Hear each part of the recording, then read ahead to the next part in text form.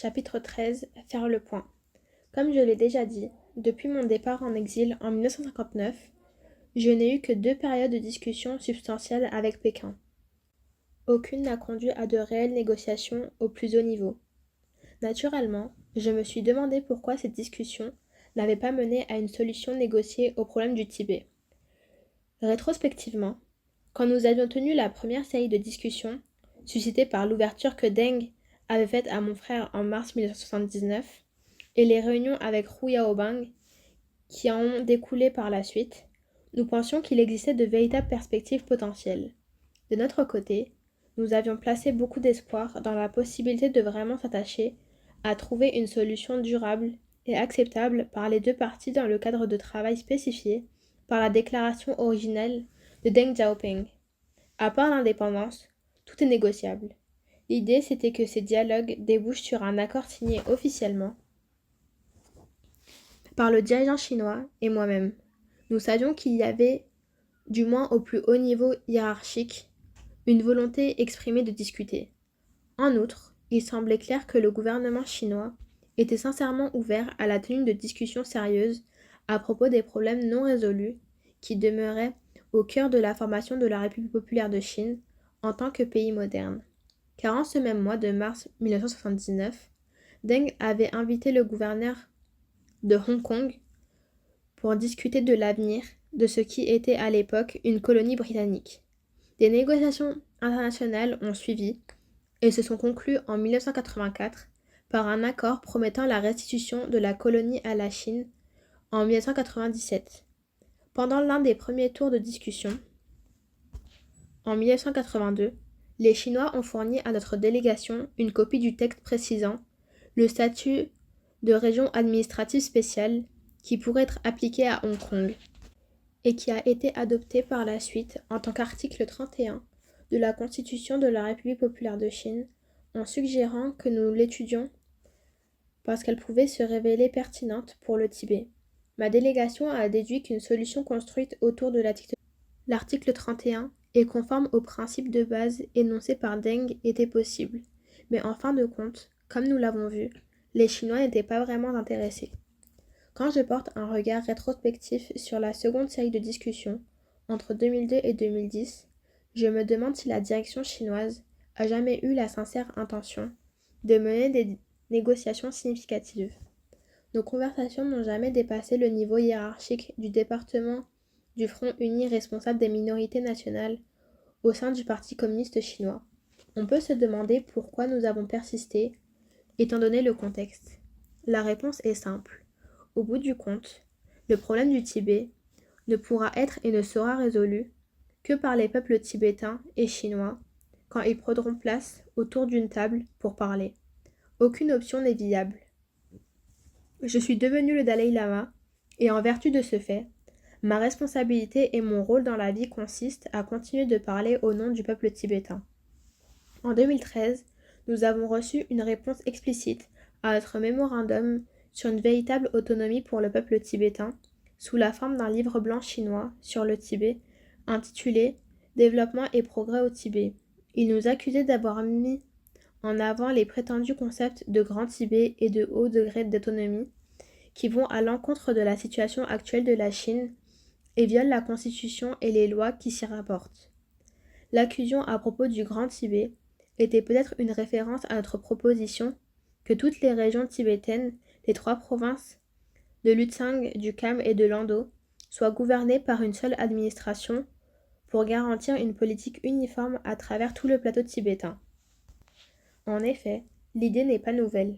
Avant sa mort, en 1989, le Panchen Lama, en sa capacité de vice-président de l'Assemblée nationale populaire au sein de la République populaire de Chine, a déclaré que le désir d'établissement d'une région autonome pour réunifier la nationalité tibétaine était pertinent et conforme aux règles juridiques.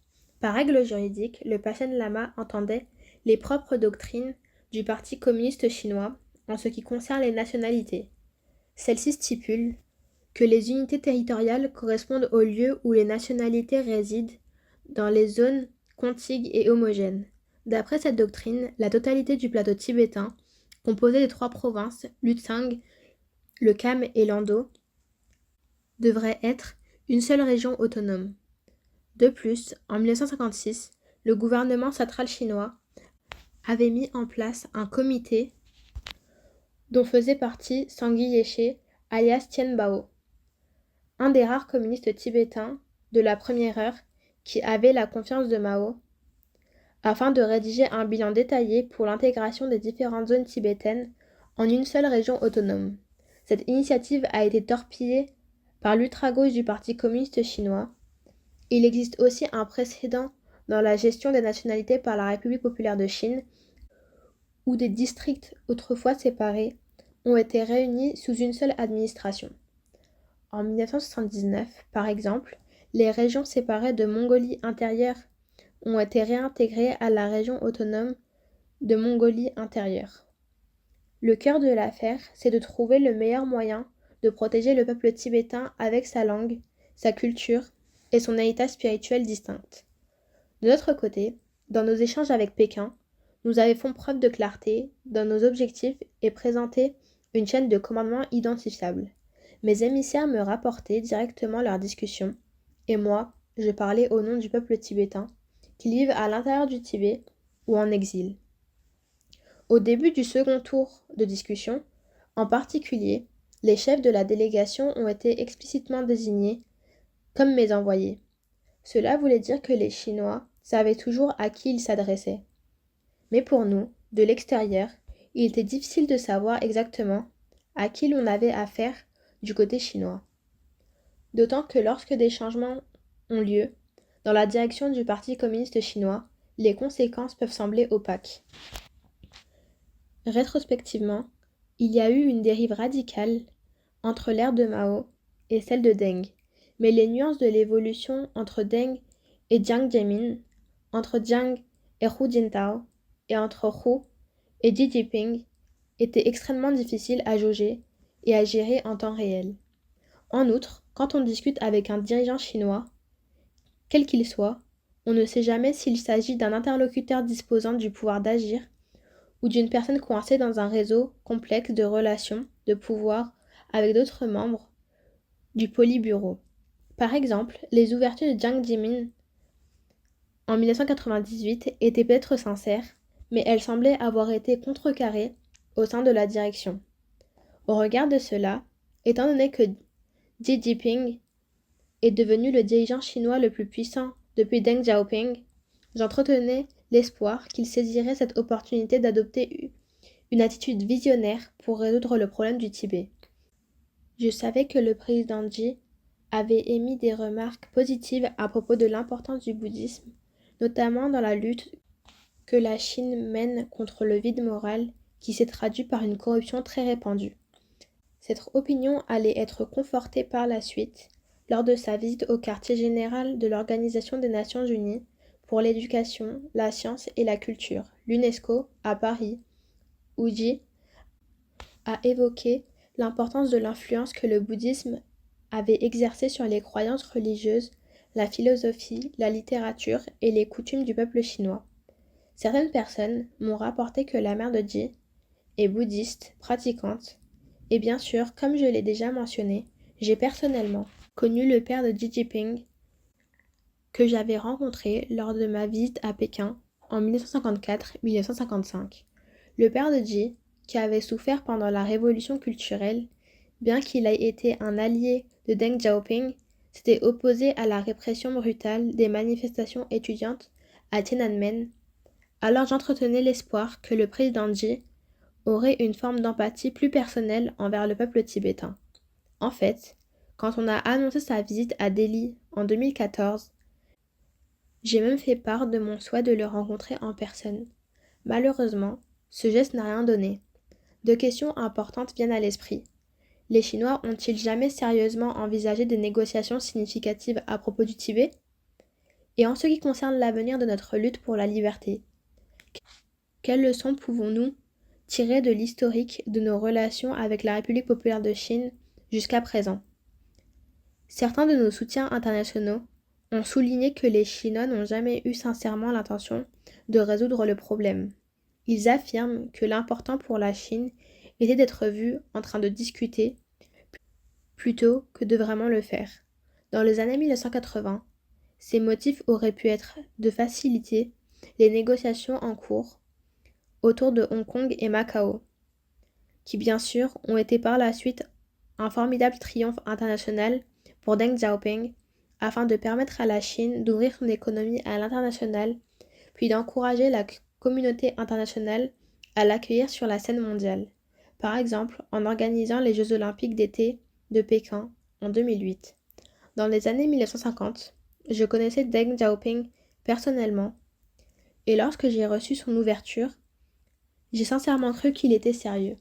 Cette croyance a été renforcée par la suite quand Hu Yaobang s'est rendu au Tibet et a publiquement reconnu les erreurs commises par le Parti communiste chinois en ce qui concernait le peuple tibétain. Et quand a eu lieu sa rencontre ultérieure avec mon frère Galotondu, pourtant, les discussions qui ont suivi n'ont mené nulle part, car leurs propositions ne sortaient jamais de la question de mon statut personnel et de mon retour au Tibet. Permettez-moi de me pencher sur la seconde question. Les leçons que nous devrions tirer de notre expérience au cours de ces discussions. En premier lieu, une fois que les deux parties se sont engagées sur la voie de la négociation, il doit s'établir une véritable confiance entre les uns et les autres quant à ce qui touche à leurs intentions. C'est crucial afin que les événements qui se passent dans le monde, il y en aura toujours au cours d'une longue période de discussion, ne fassent pas dérailler le dialogue en cours. Deuxièmement, pour protéger cette confiance mutuelle, il faut mettre en place une ligne de communication directe afin qu'il existe un mécanisme permettant de dissiper immédiatement toute suspicion ou tout doute ayant émergé pour quelque raison que soit, et particulièrement du fait de déclarations publiques de l'une ou l'autre partie. Troisièmement, dans toute négociation, s'il y a une énorme disparité de pouvoir, comme c'était le cas ici, le plus puissant doit montrer davantage de magnanimité et de respect pour son interlocuteur. On dit que dans une négociation, il y aura toujours des concessions mutuelles et mon approche a toujours été d'exprimer honnêtement ce que devait être, d'après moi, la solution que nous nous efforcions de trouver.